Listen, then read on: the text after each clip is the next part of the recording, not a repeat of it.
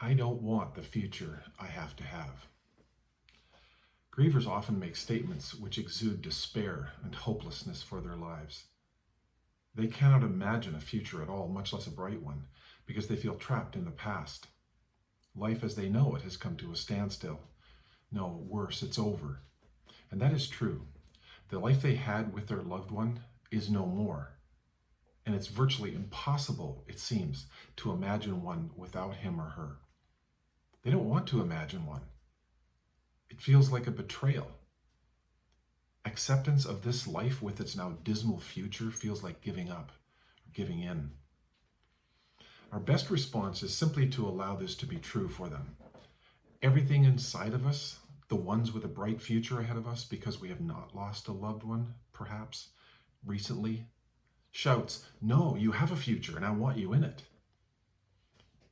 We might feel that it is our obligation to prevent this descent into despair. But if we understand that grief isn't primarily an intellectual experience, but an emotional overload experience, then we can perhaps put ourselves into their shoes and realize that were we there in their place, we just might feel the same way. We aren't being unrealistic in allowing a seemingly irrational expression of grief to just sit there and be true for our grieving friend. Because you see, it isn't coming from a thoughtful head, but from a broken heart.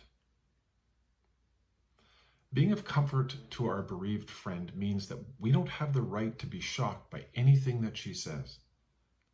Some of what she reveals may seem hyperbolic to us, exaggerated in the extreme.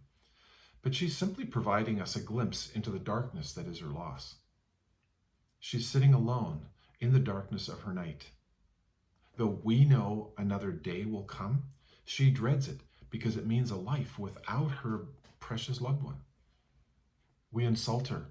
We even alienate her when we insist on illuminating her darkness before she's ready. This just makes her shield her eyes and see us as an intruder.